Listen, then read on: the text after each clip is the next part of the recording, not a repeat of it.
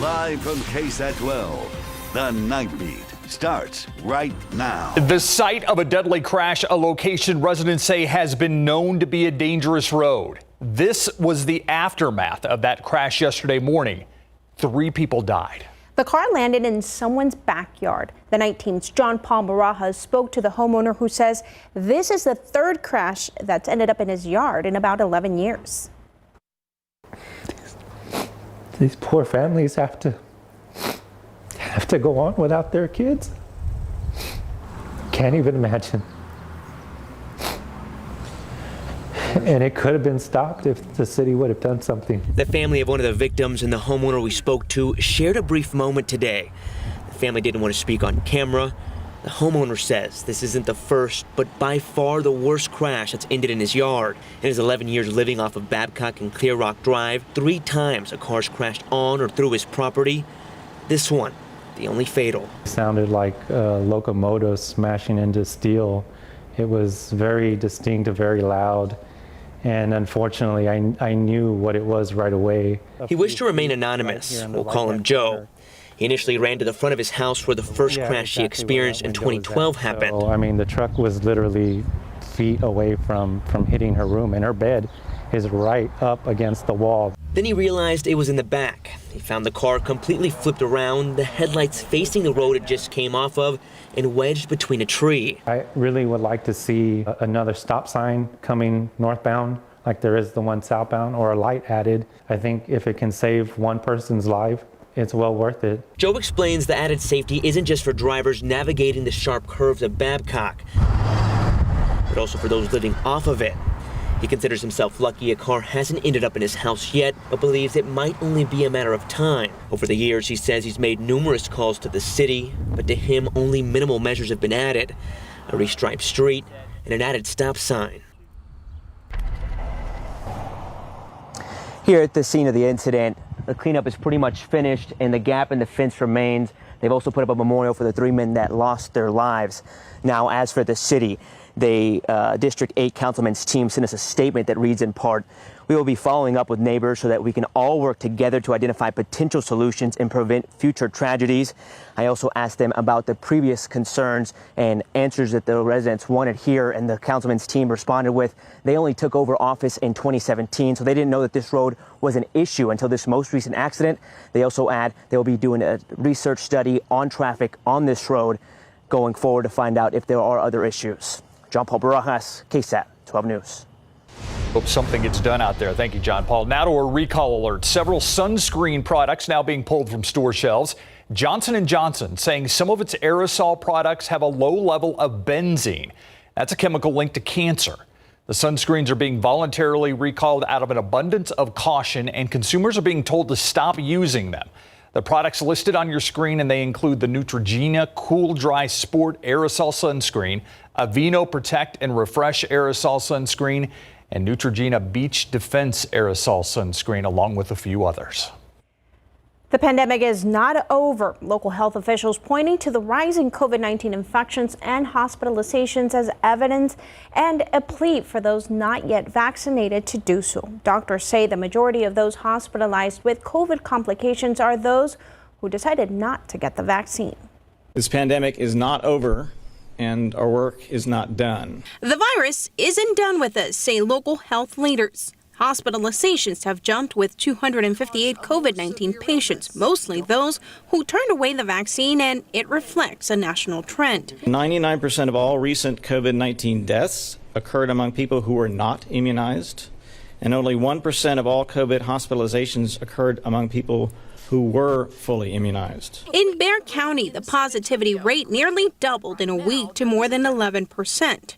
Metro Health blames the increase on young people who are eligible but still refusing the vaccine.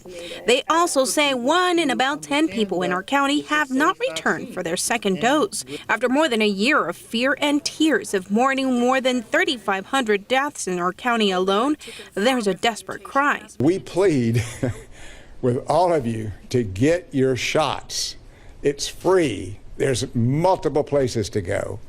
and you're putting our community in a jeopardy by not doing that. Health leaders say the Delta variant is here and it's more contagious. With students returning to school in about a month, there's a rush to protect those younger than 12 who cannot get the vaccine and those with a compromised immune system. What we've been saying consistently is vaccination significantly reduces your risk for hospitalization, severe illness, and death. You may continue to get the virus, but it will be a milder case.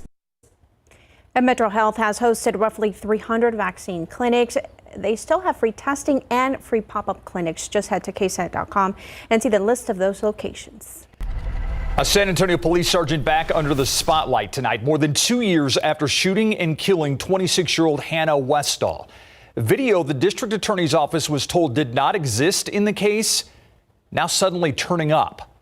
Westall's family responding through their attorneys, saying in part, quote, these troubling facts and circumstances present a compelling reason for the district attorney to reinvestigate Hannah's death and to start an investigation into how such critical evidence was withheld, end quote. Westall was killed in March of 2019. She was walking near a Northside shopping center at Huebner and Vance Jackson when she was confronted by Sergeant David Perry. Perry says she pointed an Uzi BB gun at him. It turned out to be a replica that didn't work. The defenders last year uncovered SAPD dash camera video that contradicted the department's narrative. The video instead showed Westall repeatedly being shot without her ever pointing the fake gun at that officer. And now newly surfaced body-worn camera footage is being reviewed by the district attorney's office as they decide to reopen this investigation. A federal wrongful death lawsuit is still pending in this case. In a statement, the city said in part, quote, the footage was recently provided to the city attorney's office in connection with the federal lawsuit. The footage is from Officer Perry unsuccessfully attempting to start his body cam. We'll stay on this story. A spray of bullets leaves several cars with holes and a man with an injury to his face. That man told police he was helping a friend clean a food trailer when he was shot shortly after midnight. This all happened outside a home on Chestnut Hill on the city's northeast side. Police say the shooter took off in the SUV along with 2 other people. Tonight, investigators are still trying to sort out who shot the man and why. Pan Dulce usually brings in paying customers to this West Side bakery. Police say one man decided to do things a little differently and is now on the run. Investigators need your help finding the man in these pictures. They say he robbed La Popular Bakery near El Paso Street and Brazos during the 4th of July. Police are not clear about what he took, but say he threatened an employee with a weapon to get what he wanted. A picture of the getaway car also released in the case. If you can help police ID this man, call Crime Stoppers at 210-224-STOP. You could be eligible for a reward up to $5,000. Witness testimony resumed for day 3 of the capital murder trial of Otis McCain, the man accused of shooting and killing San Antonio Police Detective Benjamin Marconi in 2016. Emotions ran high as those who say they saw Marconi's killing recounted that experience. The 19's Alicia Barrera shares their testimony. I saw the black car stop back at the cop car. I told my wife, I think something's going on because... A slew of witnesses took the stand Wednesday, most of them describing to the jury what they saw as they drove by the scene where San Antonio Police Detective Benjamin Marconi was killed. As soon as he got out, I saw the weapon in his hand. But it was the emotional testimony from a mother and daughter heading to a birthday brunch at the time that captivated the courtroom. And then she said, oh my God, he doesn't even know, Mom. He's not aware. What can we do? He's not aware. And he was shot. Jennifer Patterson and her daughter sped away from the scene, only to return after the man they later identified as Otis McCain had left.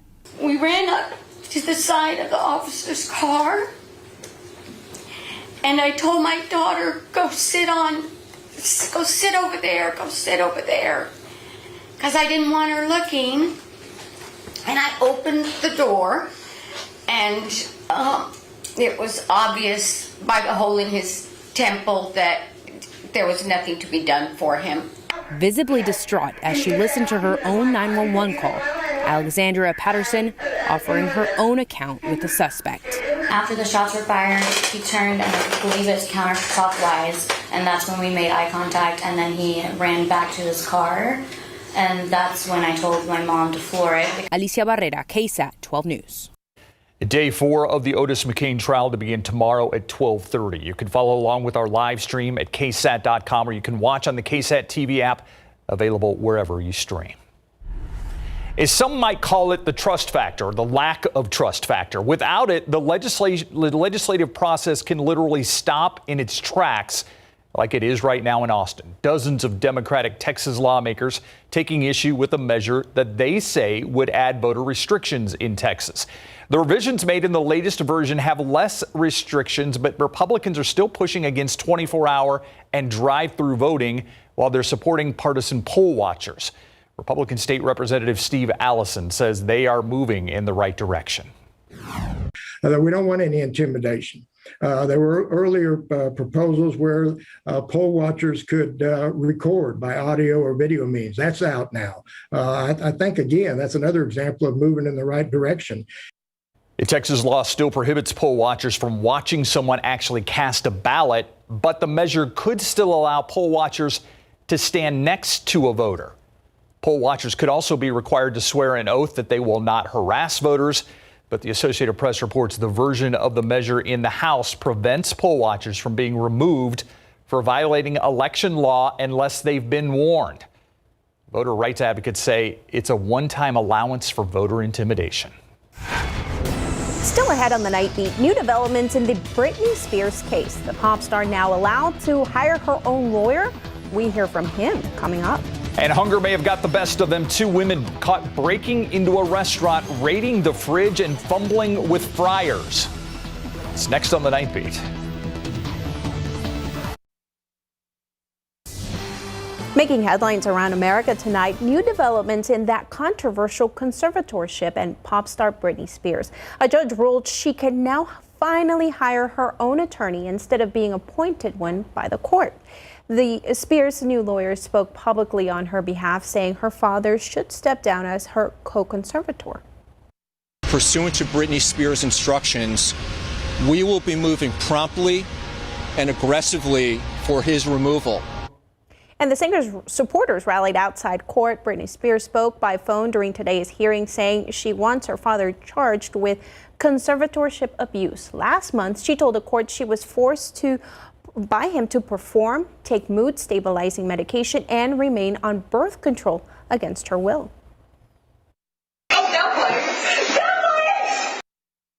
Dumplings. That's what this duo was after, both breaking into a restaurant in New York, making themselves at home after a night on the town. The owner posting the now viral video on social media. Jason Wang says the tipsy trespassers left the gas knob on in the kitchen stove, but they did email him an apology and paid for what they stole. So for now, he's choosing not to involve the police. I mean, as long Turning on all the fryers. Wait, yo! That's scary! I just want to make sure there's some accountability. I want to give them an out. I want them to be able to come forward. I'll give them a platform to apologize so that the world can really see, how they've changed from all this. Meanwhile, he's getting new locks for the front door of his restaurant in hopes of keeping this from happening again. They must be good dumplings. I mean, as long as they clean up, right? Wildfires continue to spread in the western part of the country. Oregon has the largest wildfire in the nation with more than 200,000 acres scorched. California also dealing with fierce flames and now a state of emergency. California has had only a quarter of the rain it normally gets in an average year. And the dry conditions also damaging California's fish population. One fisherman says his business had to suspend operations in Bakersfield after seeing the number of fish dwindle. Guy Jean says the heat is impacting the oxygen levels in the water. Usually the lake is cooled down by melted snow in higher elevations, but that snow is also lacking. California Fish and Wildlife have also stopped stocking fish in rivers for that very reason. But look at this. A flight for flying fish. Restocking measures continue in Utah. Thousands of fish getting a one-way trip to repopulate several remote lakes near Bicknell. There they go, the Utah Division of Wildlife Resources. Look at that. It's like a crop duster, but it's fish. Wildlife Resources says it's a yearly operation that first began in the 1950s, and despite it raining fish from high above, officials confirm there is a high survival rate as the fish land into their new home. Up to 35,000 young fish can be released in a single aerial drop. They might survive, but it might hurt. You know, people always ask me, like, can a Sharknado actually happen? Can a Fishnado actually happen? I guess that's kind of the only way. If you were like standing underneath that. Can you imagine if you're like fishing on one of those lakes and nobody and the warned fish you? Started falling on you. Oh my goodness. Be quite the catch. Hey, right? All right. Well, we had another round of afternoon showers that moved through right at around the evening commute. And tomorrow we're going to have some more rain in the area. But again, it should happen just during that time frame in the afternoon, and it should be isolated to widely scattered. So not everybody's going to see rain, but those that do could get pockets of heavy rain. It's been an interesting July. We've been talking about how July's been interesting for a long time. I wanted to show you that this year, all those blue squares that you see there is a calendar day where the temperature was below average. Every single day has been below average so far this month as far as temperatures go, with the exception of July 3rd when we got up to 95 degrees. But that's the warmest we've been all July. And in fact, this month so far, we're 2.7 degrees below the average. Our average high so far every day this month has only been 88.5 degrees. And guess what? Today, we were at 89 degrees, so not really seeing that average high temperature jump up too much. The reason why we've been able to see temperatures cooler than seasonally average is because we are getting those afternoon downpours. And we saw about 1/10 of an inch of rain at the airport. Look where we were last year. We were at 105 in the middle of a heat wave. And this year, we're, I guess, in the middle of a cooler wave, is what you would call it, although it's not necessarily cool outside. It is pleasant out there, though, right now. It's 74 degrees at the airport, 72 in Kerrville, still 85 in Del Rio, where they got up into the mid-90s today, 76 in Gonzales, and 79 in Cotulla. I want to show you where the rain fell today, pretty much right through central Bexar County and all the way into the northern portion of Bexar County as well. Areas between Loop 410 and 1604 on the south side got about an inch of radar estimated rainfall, and on the northeast side of town between Live Oak and 410 about 1.5 inches of radar estimated rain, and about 1/4 to 1/2 inch out near the Stone Oak area and points east of 281. Seguin and New Braunfels also clocking in some rain earlier today, and a lot of us saw the double rainbow around. We're stuck in a weather pattern where we've got a high pressure system off to our east. That's going to continue to give us those coastal showers over the next couple of days in the afternoon and through the weekend, as well as that high continues to meander off to the east. So over the weekend, we'll be looking at highs in the low 90s with about a 20% chance for an isolated shower or storm. And then we'll have some more rain as we head into the middle of this upcoming week. So it's not going to get hot anytime soon. Here's a look at tomorrow. Patchy fog in the morning, 75, 91 for the afternoon high, with a 20% chance for an isolated shower or storm in the afternoons. And then a toasty weekend, cooler than average, but still feeling like 100. So again, we're in the middle of July, but it's an abnormally cool July. All right. Thanks, Sarah. All right. It was the best game of the series so far tonight. Without question. I couldn't believe they didn't call the sixth foul on Devin Booker down the stretch. He should have fouled out at least twice. Absolutely. Yeah. And how about that block by Giannis Antetokounmpo on DeAndre Ayton on the lob? When we come back, they are even Steven. 2 wins apiece, headed to Game 5 in the NBA Finals. And before fight night, what were they up to today at the Boys and Girls Club? Coming up. Giannis Antetokounmpo and the Bucks looking to even up this series at home tonight. Devin Booker and the Suns hoping to push the Bucks to the brink of elimination with a win as well tonight. Suns burn bright early. Booker to Jay Crowder to DeAndre Ayton under the hoop for the jam.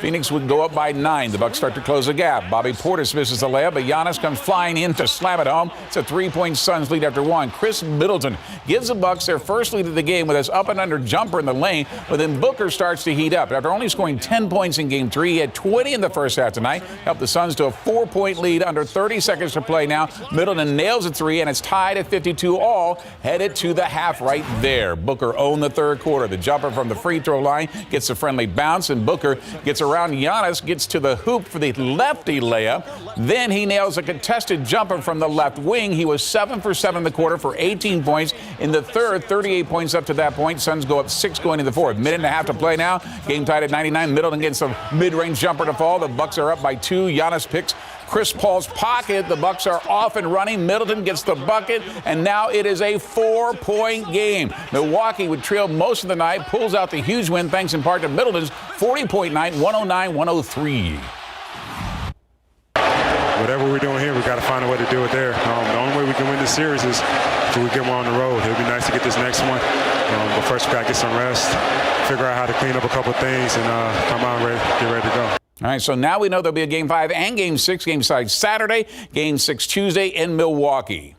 Pro football coverage powered by Davis Law Firm. NFL free agent cornerback Richard Sherman has been arrested and booked into a jail for burglary, domestic violence in the Seattle area. That's according to ESPN. That says police received a 911 call from a resident said an adult male family member was trying to force his way into the house he does not live in. Sherman spent the last 3 seasons with the 49ers. There had been talk of the Cowboys signing Sherman as a player and assistant coach, but now that he's facing felony charges, that's on hold. Today marks the final edition of our series on the top 5 Cowboys priorities going into training camp in California. And one of those will be the tight end position for Dallas. Blake Jarwin became the heir apparent after the Cowboys let Jason Witten leave to the Las Vegas Raiders to finish his NFL career. But Blake's shot at being Witten's longtime replacement in his 4th year, the NFL got off to a rocky start after he was injured in Week 1 of the 2020 season, tearing his anterior cruciate ligament in his right knee and was lost for the season. That's after they had signed Jarwin to a 4-year, $22 million contract extension back in March of last year. That let the door open for Dalton Schultz in his 3rd season in the NFL, who wound up starting 14 of the 16 games he played in. He would finish with 615 yards receiving, 4 touchdowns, the most in his NFL career. Now, Jarwin is back after having his knee surgically repaired, and this will be one of the position battles that will be fun to watch in camp. Cowboys will have other tight ends in camp, including Jeremy Sprinkle, but the battle between Jarwin and Schultz will be the feature event. The players report next Tuesday. Before he steps into the ring this Saturday night at the AT&T Center, Jermell Charlo visits the Boys and Girls Club of San Antonio next.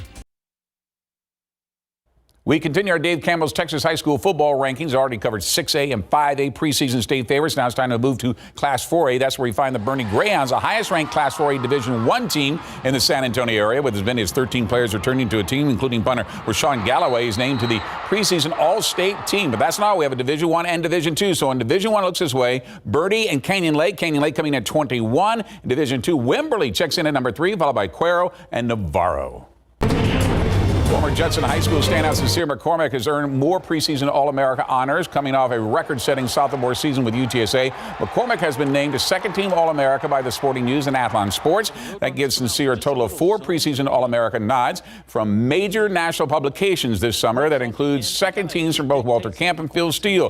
McCormick eclipsed marks and set in single-season rushing yards, carries, rushing yards per game, and all-purpose yards that earned him Conference USA Offensive Player of the Year. Also named to Sporting News All-America second team. Roadrunners punter Lucas Dean, that adds to his 4th team honor by Phil Steele. The average 46 yards per punt, which earned him Conference USA Special Teams Player of the Year. Before he climbs into the ring against Brian Castano at the AT&T Center this Saturday night for the Unified Super World Welterweight Championship, Jermell Charlo visited the Boys and Girls Club of San Antonio today. And where they were, they didn't come alone. He brought along the Spurs Coyote to visit with the kids and didn't leave empty-handed. Charlo surprised the kids with a cool gift. Just chose to give them tickets because it's a brilliant thing. Maybe they'll, like I said, get inspired to be a boxer.